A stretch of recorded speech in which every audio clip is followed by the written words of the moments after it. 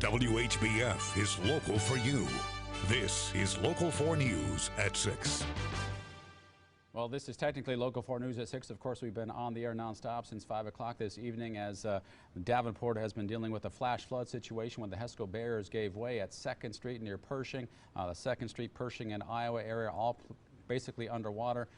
Davenport has issued a warning for asking all people to stay away from downtown Davenport everywhere south of 3rd Street all the way to River Drive, certainly away from the riverfront. Right now we're going to send things over to Local 4's Grace Runkle, who joins us live in a different section of downtown Davenport for us tonight. Grace, what do you have for us? Fire crews are still rescuing people or evacuating people from the Peterson paper lofts right here. One of those people is Joe Gauthier.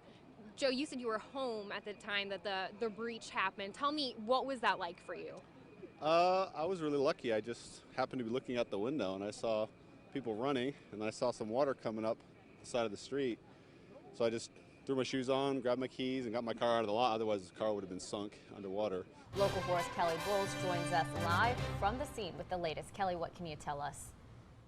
Jen and Tiffy, we are at 17th and Division in Davenport, where we have just learned that a Davenport police officer was shot. Now, we do not have an update on their condition or who that officer is, but I'm going to go ahead and step out of the way where there is still an active crime scene behind me. You can see on 17th Street. It's a little hard to see. We want to stay out of the way and across the street. But Local 4 News was first on this scene here at 17th and Division. Now, it is our understanding that there are multiple crime scenes in the area, but what we do know right now is that an officer has been shot, and a neighbor tells Local 4 News that they heard at least 2 gunshots in this area. Local 4 News wrapped up our week helping out at the Martin Luther King Jr. Community Center in Rock Island. We volunteer every year as part of our company-wide Founders Day of Caring.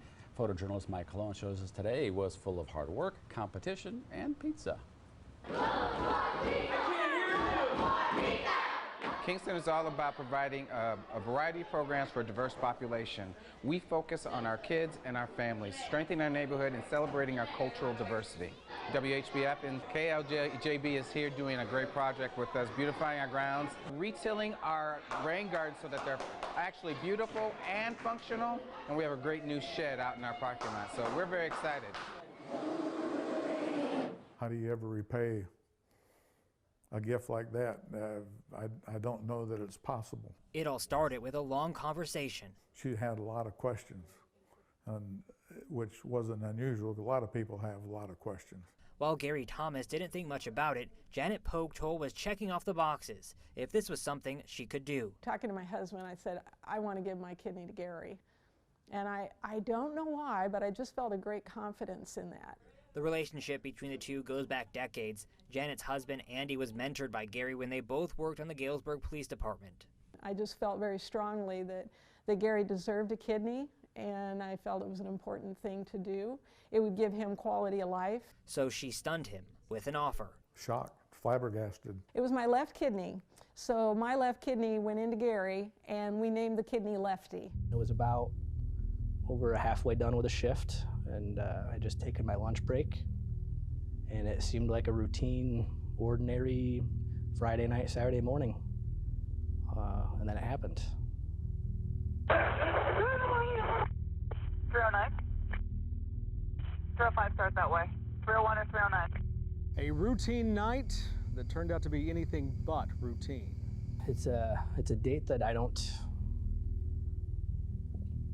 typically willingly think about. I was still on my feet when I heard a pop, and my first thought was, what was that? And then as we went to the ground, I then figured out he was firing a weapon. All available units start that way, 410 East 12. 810-4. 109, can you advise 310-2? A day that left numerous lives shattered, 1 man dead, and 2 officers inches from death. Sean, what have you been able to notice? I know you're above everything, but on the ground, are you able to tell to a degree how much water is actually making it into the buildings, how high up it is? Yeah, I really don't know how high it is, but when it comes to those cars down there by the Peterson Paper Company and then Bucktown, you can just kind of see it go halfway up the wheel well, almost up to the top of the wheel, just short of the door handle on some of them. But just a little while ago, probably around 4:30, 4:20, we actually saw an excavator head down onto Pershing and actually rescue someone that was actually in a truck, kind of pull him back up toward Pershing.